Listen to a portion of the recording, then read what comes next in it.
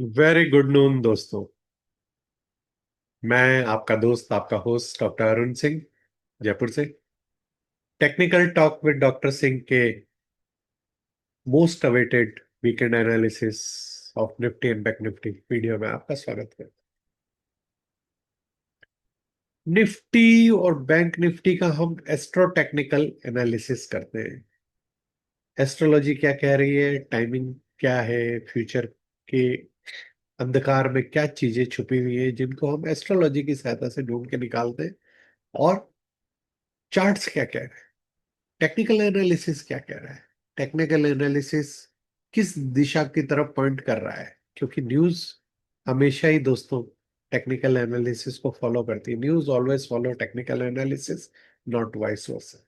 This is the most important line which I learned over the last 30 years of my experience in the market.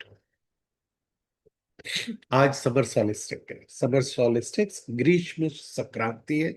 आज का दिन सबसे लंबा दिन है, और ये विशेष दिन गेन डब्ल्यूडी गेन की चार जो फिक्स गेन डेट्स हैं उनमें से एक है, और बहुत इंपॉर्टेंट दिन है। इस बात को डब्ल्यूडी गेन ने इतने सालों पहले समझ लिया था और दुनिया को बताया। भारत में तो समर संक्रांति की वैसे ही बहुत इंपॉर्टेंस मानी जाती है। सबसे लंबे दिन की आप लोगों को बहुत बहुत शुभकामनाएं। और इसके साथ ये जो पीरियड चल रहा है ना दोस्तों, जो 21 जून, 22 जून, 23 जून और आने वाला जो सप्ताह है, ये स्पिरिचुअली बहुत इंपॉर्टेंट टाइम है।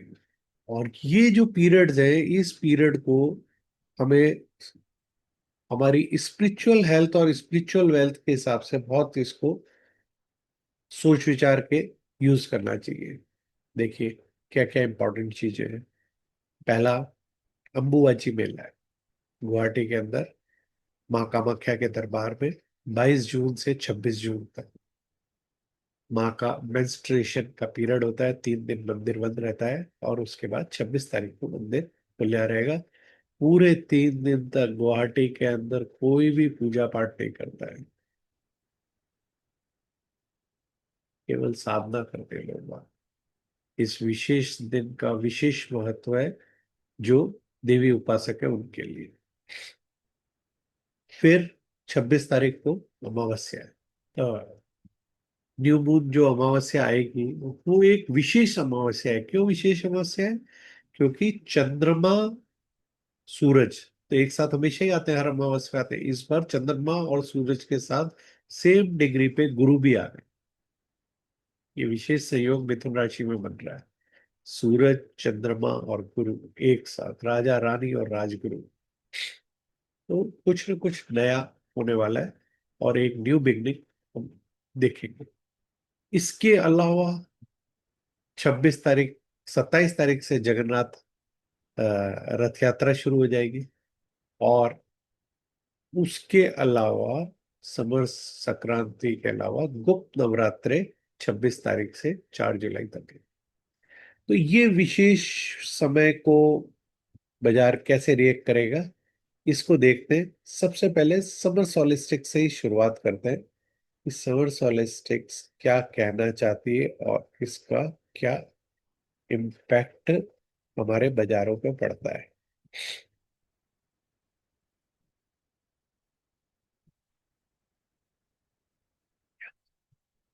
ये वो स्क्रीन है, ये वो चार्ट है जिससे हम शुरुआत करेंगे। इस चार्ट के अंदर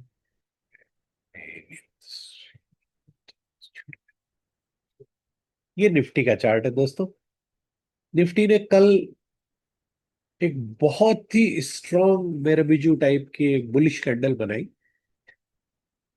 और उसके अलावा भी इसने एक बहुत ही इंपॉर्टेंट बुलिश पैटर्न बनाया है। और ये बुलिश पैटर्न ये बता रहा है कि ये बुलिश कंटिन्यूएशन पैटर्न है। तो हम नेक्स्ट वीक इस फ्लैग को ब्रेकआउट होता हुआ देखने के लिए पूर्ण रूपेण सहमत हूं।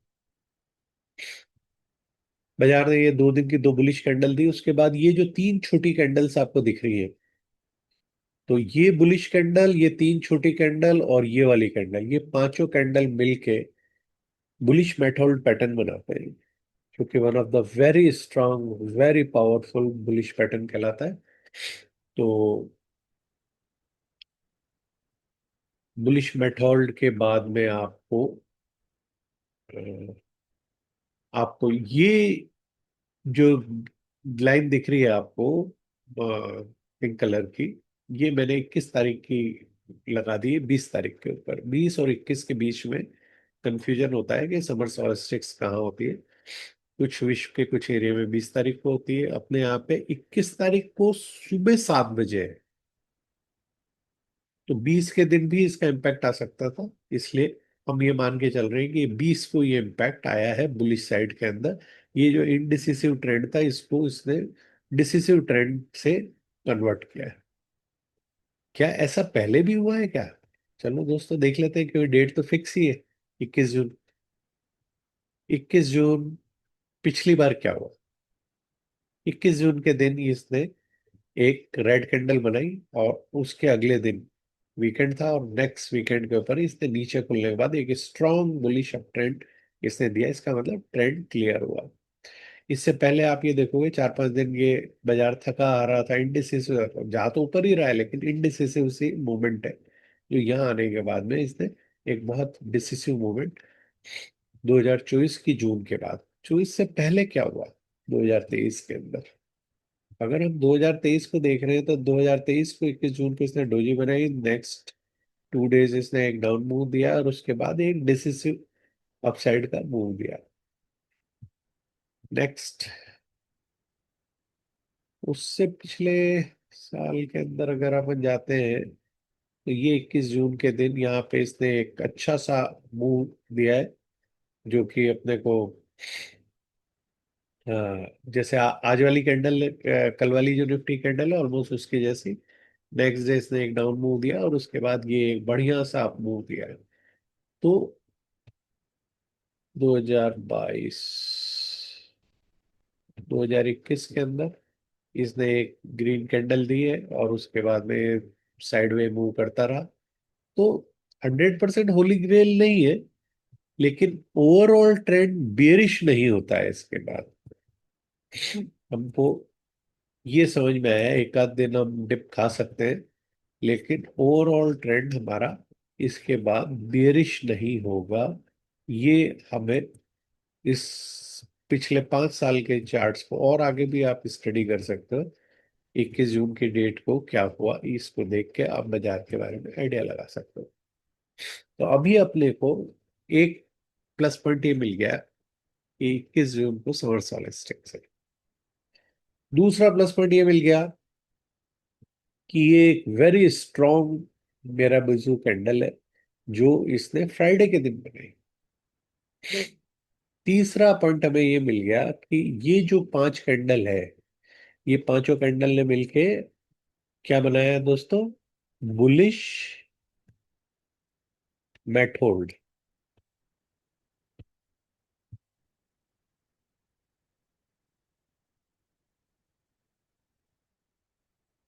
बुलिश,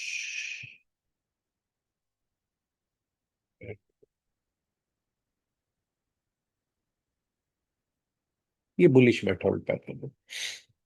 ये कह रहे हैं कि जो बियर्स है उन्होंने कोशिश की इसको पटकने की, लेकिन बुल्स ने अपना जो मैट था, फाइटिंग मैट था, उसको होल्ड करके रखा, और ये ऊपर की तरफ इसको लेके गए।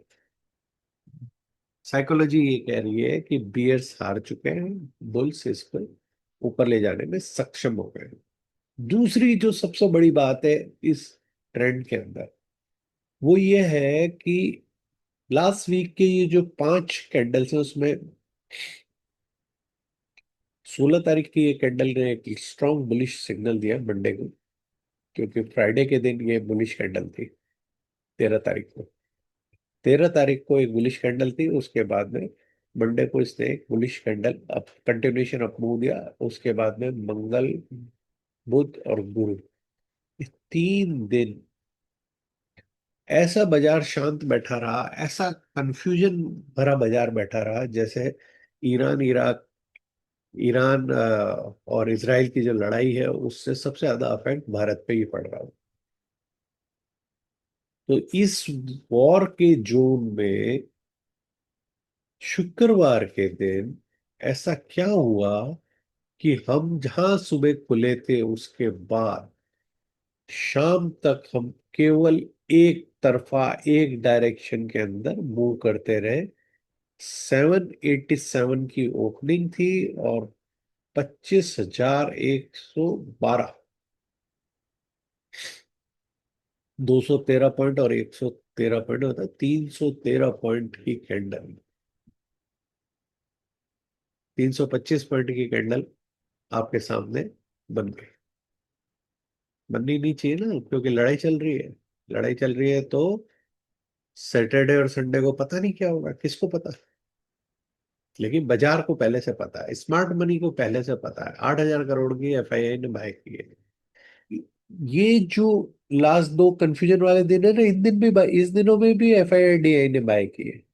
This is called market psychology या मार्केट स्किल, जो हम हमारे astro technical trading and trading skill development course के अंदर सिखाते हैं। अगर किसी व्यक्ति को एस्ट्रोलॉजी और टेक्निकल एनालिसिस सीखने में कोई भी इंटरेस्ट है तो वो मेरे से मेरे मोबाइल नंबर 9829050188 पे संपर्क कर सकता है। जुलाई के फर्स्ट वीक के अंदर एक नया बैच शुरू होने वाला है, उसके एडमिशन्स ओपन हो चुके हैं और उसके लिए आप मेरे से संपर्क कर सकते हो। ये जो बुलिश फ्लैग पैटर्न आपको दिख रहा है, ये बहुत ही स्ट्रांग बुलिश फ्लैग पैटर्न है। और इस बुलिश फ्लैग के अंदर हम अपर साइड का ब्रेकआउट के बिल्कुल वर्ज पे हैं। क्यों वर्ज पे है? क्योंकि 25,250 पे ये ब्रेकआउट दे देगा। 25,250 के ऊपर आते ही ये ब्रेकआउट दे देगा। एक इंपॉर्टेंट लेवल 25,300 भी है। वो कैसे निकला? वो इसलिए निकलेगा,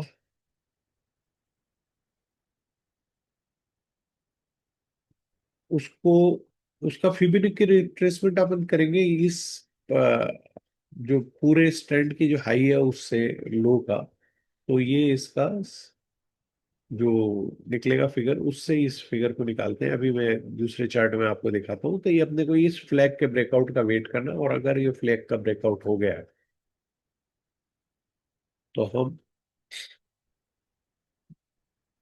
21,800 का जो बॉटम है और 25,200 पकड़ लें आप उसको। 21,800, 22,800, 23,800, 24,800, 4,400 पॉइंट।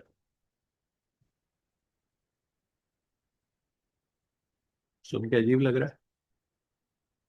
25,200 का ब्रेकआउट होने के बाद 4,200 पॉइंट की निफ्टी की और साइड की कॉल ओपन हो जाएगी। हम ऑल टाइम हाई जो 26,250 है उसकी तरफ अग्रसर हो जाएंगे। और उसके भी पार करने के बाद हमारे नेक्स्ट लेवल्स क्या आते हैं वो भी अपन टेक्निकल चार्ट्स पे देखते हैं। सेंसेक्स ने भी यही सेम पैटर्न दिया है, बुलिश मेथड, कंटिन्यूशन पैटर्न है। सेंसेक्स के बाद में बैंक निफ्टी पे आते हैं, तो बैंक निफ्टी में भी इसने सेम पैटर्न दिया है। ये जो 3 दिन की जो डिसिसिव के कैंडल थी, और ये बुलिश मेटल पैटर्न है जिसके अंदर आपको ये अपसाइड को दिखा रहा है। मैं आपको ये चार्ट दिखाना चाह रहा था। ये चार्ट क्या कह रहा है? हमने क्या किया, 26,200, 267 की जो हाई है उससे इस ट्रेंड का जो लो है उस ट्रेंड के लो का फिबोनाची रिट्रेसमेंट निकाला। फिर रिट्रेसमेंट क्या कह रहा है? 0.78, 25,300। हम 25,300 के बहुत करीब है। और जो 61% का जो फिगर था 24,550 का, उसको हमने एक बार रिट्रेस करने के बाद उसको अपसाइड की तरफ वापस जा रहे हैं। और अगर हमने 25,300 पार करी तो फिबोनाची के रूल्स के हिसाब से ये, अगर 0.78 अगर पार हो जाता है तो 100% रिट्रेसमेंट की गारंटी हो जाती है। तो आपको 26,278 आपको निकट भविष्य में देखने को मिलेगा। और 26,800 अगर पार कर गया तो इसका जो नेक्स्ट रिट्रेसमेंट आ रहा है 1.6 का, वो 29,050 है। जो अभी मैं आपको थोड़ी देर पहले 4,500 की, जो 4,500 पॉइंट की बाय कॉल दे रहा था ना, वो फिबोनाची से भी आ रही है। तो मेरे को दूसरी तरीके से भी ये बात क्लियर हो रही है। और जो लोग मेरा टेक्निकल एनालिसिस और एस्ट्रो टेक्निकल का कोर्स कर चुके हैं ऑलरेडी, उनको इस पैटर्न के बारे में बहुत अच्छे से पता है कि ये पैटर्न क्या बन रहा है। और ये पैटर्न मेरे लिए one of the most reliable and most optimistic bullish pattern माना जाता है। और जो मेरे स्टूडेंट है वो मेरे को पर्सनल पे मैसेज लिख के बताएंगे कि मैं किस पैटर्न की बात कर रहा हूँ। तो अपन ने फिगर की रिट्रेसमेंट देख लिया, कैंडल स्टिक्स देख ली, सेंसेक्स, निफ्टी, बैंक निफ्टी, तीनों इन सिन के ये देख लिया। और अब अपन देखते हैं निफ्टी का मंथली चार्ट क्या कह रहा है। निफ्टी के मंथली चार्ट में भी वही पैटर्न बन रहा है जो मैं दोस्तों उधर की तरफ बता रहा हूँ। इसमें एक बड़ा इंटरेस्टिंग सी बात है दोस्तों। जितने लोगों ने मेरा एस्ट्रो टेक्निकल के वीडियो सारे सुने हैं, उनको अच्छे से पता है कि मैंने 29 मार्च को एक वीडियो बनाया था कि 6 planet conjunction in in mean राशि के अंदर 6 प्लैनेट का जो कंजंक्शन हुआ था, उस कंजंक्शन का क्या इम्पैक्ट है। और ये 6 प्लैनेट का कंजंक्शन शनि महाराज के मीन राशि में 29 मार्च को मीन राशि में आने के कारण हुआ था। और उस दिन ये 6 प्लैनेट और बचे हुए 2 प्लैनेट मंगल और गुरु सामने बैठे केतु को 8 प्लैनेट देख रहे थे। ये एक बड़ी विचित्र सी घटना थी जिसपे मैंने बताया था कि ये पूरे वर्ल्ड को ट्रांसफॉर्म कर देगी। पूरे वर्ल्ड को अगर ये ट्रांसफॉर्म करती है तो उससे क्या पता पड़ता है हमें कि ये ट्रांसफॉर्मेटिव एनर्जी है। 29 मार्च को गुरु ने अपना ट्रांजिट किया है। 15 मई को, सॉरी, 29 मार्च को शनि ने अपना ट्रांजिट किया है 2.5 साल के लिए। उसके बाद 15 मई को गुरु ने अपना ट्रांजिट किया है मिथुन राशि के अंदर, जो कि अतिचारी चल रहे हैं, इसलिए 6 महीने में वो कर्क में चले जाएंगे और फिर रिट्रोग्रेड होके वापस इसमें आएंगे। यूजुअली ये ट्रांजिट का पीरियड, अगर अपन एक बार आगे जाने को भी ला लें इसको, तो करीबन 1 साल का है। और 18 मई को राहु और केतु ने ट्रांजिट किया है। ये तीनों बड़े प्लेनेट एक साथ इतने कम ड्यूरेशन में चेंज कर रहे हैं, तो लॉन्ग टर्म ट्रेंड है वो चेंज हो जाएगा। अब अपने को कैसे पता पड़ेगा कि लॉन्ग टर्म ट्रेंड किस डायरेक्शन में चेंज किया है। कुछ नहीं करना है दोस्तों, मंथली चार्ट देखो, लास्ट 3 मंथ्स, अप्रैल, मई और जून। कोई भी देखेगा तो उसको पता लग जाएगा कि यार ये तीनों बुलिश है।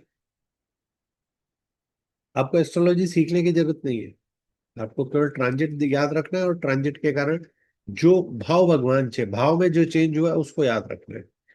अगर भाव बढ़ रहा है 3 महीने से, तो इसका मतलब लॉन्ग टर्म ट्रेंड के तीनों जो कारक हैं वो बाजार को भगाना चाहते हैं। अगर ये भगाना चाहते हैं तो मान के चलो दोस्तों कि ये ऑल टाइम हाई बहुत जल्दी टूटने वाला है। Let's move to the another philosophical theory कि भाई लड़ाई कौन कर रहा है विश्व में। इजराइल कर रहा है और ईरान कर रहा है।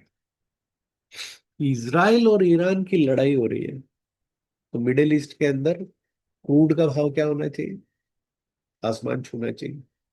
लेकिन क्रूड के भाव में हो क्या रहा है? 2384। मतलब जितना बढ़ना चाहिए उतना बढ़ नहीं रहा है। एक्सप्लोसिव अपमूव नहीं बना रहा है। ये आके यहाँ पे 77 तक गया था और अब आके 73 74 के आसपास आके वापस बैठ गया है। सोना क्या करना चाहिए था? सोना भाग जाना चाहिए था। सोने ने क्या किया? सोना भागने का नाम नहीं ले रहा है।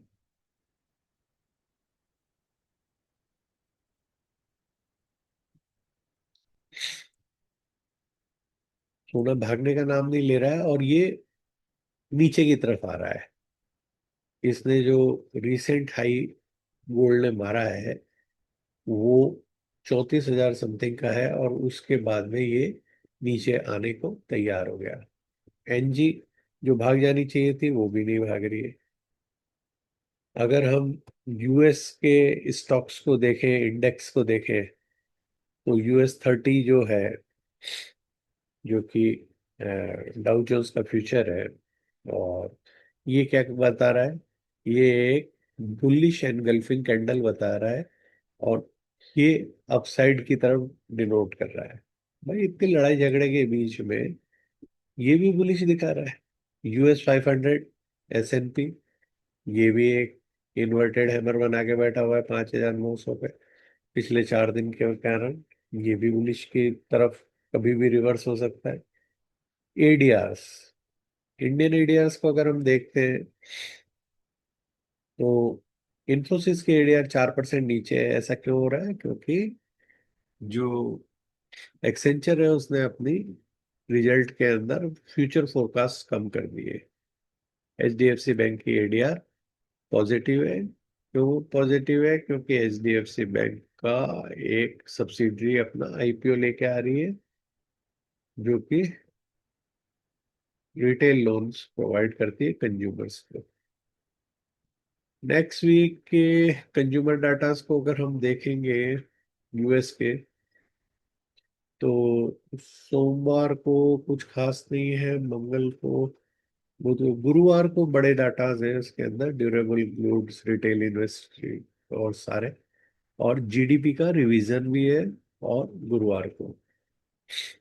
तो इस तरीके की ये कहानी चल रही है अक्रॉस वर्ल्ड। लेकिन सारा वर्ल्ड किस चीज का इंतजार कर रहा है? सारा वर्ल्ड इंतजार कर रहा है कि यूएस इस वीकेंड के अंदर क्या करेगा। ये इन्फोसिस की एडीआर का चार्ट है, और इसने बड़ी स्मार्टली ये जो डबल टॉप है इसके ऊपर ये एक रेड कैंडल कल बनाई है। लेकिन इन्फी बाउंस करेगा, इसका अभी 100 पॉइंट का अपसाइड मेरे हिसाब से बाकी था।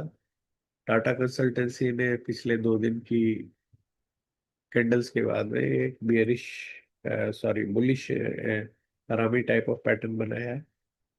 टेक महिंद्रा ने जरूर एक बुलिश पैटर्न बना रखा है, तो इसका मतलब टैक्स कंपनियों के अंदर डाइवर्जन है। मैंने पहले भी एक बार बताया था अपने वीडियो के अंदर कि ओल्ड जो सर्विस बेस्ड इंडस्ट्रीज है, जैसे इन्फोसिस है, जो पुराने वॉर हाउस है, उनके बजाय जो नई कंपनियां हैं टेक के अंदर जो इनोवेशंस की तरफ काम कर रही है, उनके अंदर आपको ज्यादा अपसाइड देखने को मिलेगी, जैसे कि टाटा टेक्नोलॉजी है, या इनफैक्ट टेक महिंद्रा है, या और भी है। जो परसिस्टेंट का भी चार्ट अच्छा लगता है। तो इस तरह की कंपनियां वो है जिनके अंदर कुछ नया फेरबदल होने की संभावना नजर आ रही है।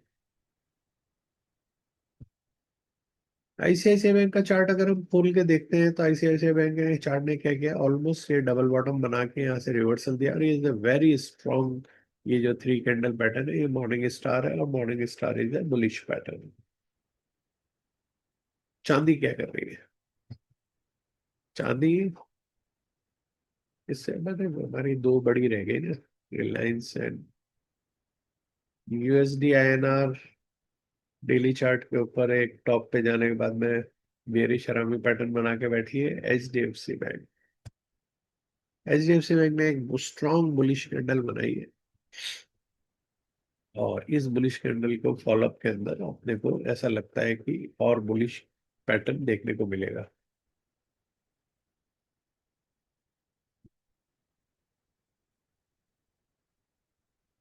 रिलायंस ने भी एक बहुत अच्छा स्ट्रॉन्ग पैटर्न बनाया है,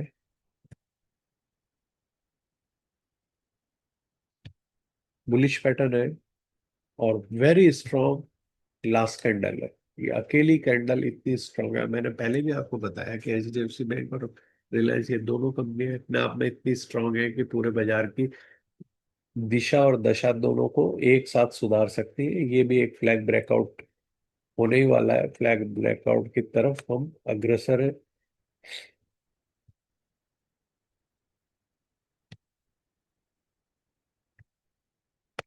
और जिस दिन ये फ्लैग ब्रेकआउट हुआ, बाजार को नए ऑल टाइम हाई तक पहुंचने से कोई रोक नहीं सकता। एस्ट्रोलॉजी क्या कहती है?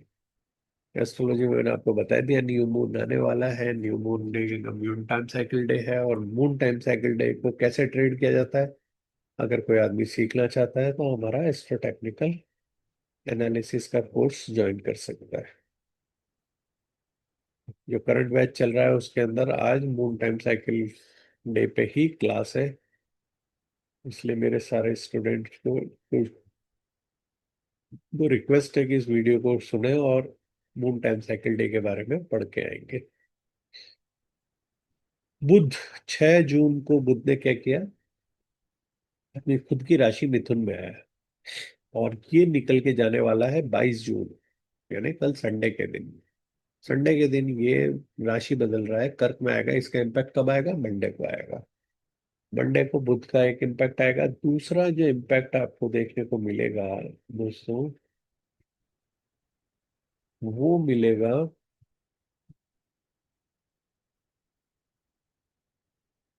वीनस का। वीनस मई 31 मई को उसने मेष राशि के अंदर प्रवेश किया, और ये 29 मई को वृषभ राशि में आ रहा है। वृषभ किसकी राशि है? खुद की राशि है, स्वग्रही है वृषभ। और वृषभ भारत का लग्न भी है, भारत की लग्न राशि है वृषभ।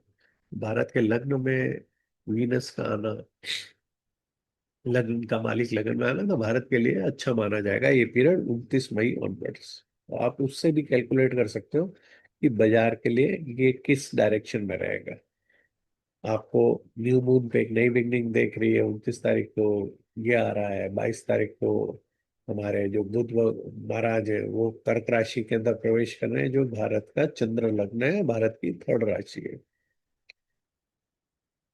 इसके अलावा कोई इम्पोर्टेंट ट्रांजिट है तो वो गुरु महाराज जो है वो अ, सूरज और बुध के साथ एक बहुत स्मार्ट कंजंक्शन बनाएंगे न्यू मून वाले दिन, मिथुन राशि के अंदर। और यहाँ पे सूरज से इतने क्लोज आने के कारण गुरु अस्त है, और गुरु राहु की नक्षत्र में है, और राहु अपने नक्षत्र में अपनी राशि के अंदर बैठ के अपने इस गुरु को, सूरज को, बुध को, तीनों को देख भी रहे हैं। तो इसका क्या इम्पैक्ट पड़ेगा? ये न्यू बिगनिंग का कारक है। और गुरु और राहु, राहु जब गुरु को देख रहा है तो क्या है? नुकसान पहुंचाता है नॉर्मल कोर्स में। लेकिन इस समय जो पोजीशन चल रही है उसमें गुरु राहु के नक्षत्र में है और राहु गुरु के नक्षत्र में है, तो तू मेरे घर में और मैं तेरे घर में वाली सिचुएशन है। तो दोनों एक दूसरे को नुकसान न पहुंचा के एक दूसरे को लाभ पहुंचाएंगे। तो आशा करता हूँ कि नेक्स्ट ट्रेडिंग वीक जो है वो आप लोगों के लिए अच्छा रहेगा। सबसे इंटरेस्टिंग दो इंपॉर्टेंट चार्ट आपको दिखा देता हूँ। सारी दुनिया जिनके लिए परेशान है कि लड़ाई हो रही है इसराइल और ईरान की, इसराइल का मार्केट नए ऑल टाइम हाई के ऊपर।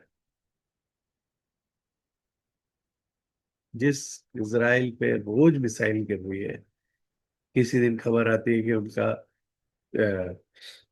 एक्सचेंज है उसको उड़ा दिया, जबकि वो स्टॉक एक्सचेंज की जगह डायमंड एक्सचेंज था। लेकिन नुकसान तो हो ही रहा है ना, लड़ाई होगी तो नुकसान होगा। दोनों दोनों साइड वालों को होता है, कोई भी लड़ रहा होता है तो लड़ाई होती है। और ये अपन ने खोल गया सऊदी अरेबिया का टाटा वुल के ऊपर। टाटा वुल के ऊपर भी ये डबल बॉटम के ऊपर इसने एक अच्छी सी बुलिश स्पिनिंग टॉप बॉटम पे बनाई है, और डबल बॉटम से रिवर्सल दे। ऐसा क्यों हो रहा है दोस्तों? बाजार नॉर्मली बिहेव क्यों नहीं कर रहा है? बाजार नॉर्मली बिहेव इसलिए नहीं कर रहा है क्योंकि बाजार को अंदर खाने ये बात अच्छे से पता है कि इस लड़ाई को ईरान नहीं जीतेगा। ईरान का जो एयर स्पेस है उस पर इसराइल का कब्जा है, वो जहां मर्जी आती है वहां अपने हवाई जहाज ले जाता है और वहां से अटैक कर रहा है। अभी अभी 2 घंटे पहले की लेटेस्ट खबर यह है कि अमेरिका से B2 बॉम्बर्स, जो कि बंकर ब्लस्टर बम को, मदर ऑफ ऑल बम्स को डिप्लॉय कर सकते हैं, वो वहां से उड़ चुके हैं। और उनके साथ में उनको एयर रिफ्यूल करने के लिए रिफ्यूलर साथ में भेज दिए गए हैं। तो ईरान का जो न्यूक्लियर प्रोग्राम है, या खुमैनी का जो उनका लीडर है उसका खात्मा, और ईरान की जो रिगीम चेंज होने वाली है, और फर्स्ट इस्लामिक कंट्री जो कि इस्लाम को शायद छोड़ के एक वापस अपने पर्शियन रूट्स की तरफ अग्रसर होगा। इसकी भी संभावना नजर आ रही है, जो कि बाजार और टेक्निकल चार्ट यही कह रहे हैं। नहीं तो ये जो बाजार के अंदर आपको ये जो सब ग्रीन नजर आ रहे हैं ना, ये सारे सारे रेड होते हैं। सोना आसमान छू रहा होता, क्रूड आसमान छू रहा होता, और पूरे वर्ल्ड के शेयर बाजार धराशायी हो रहे होते हैं। इसको कहते हैं दोस्तों मार्केट डाइवर्जन।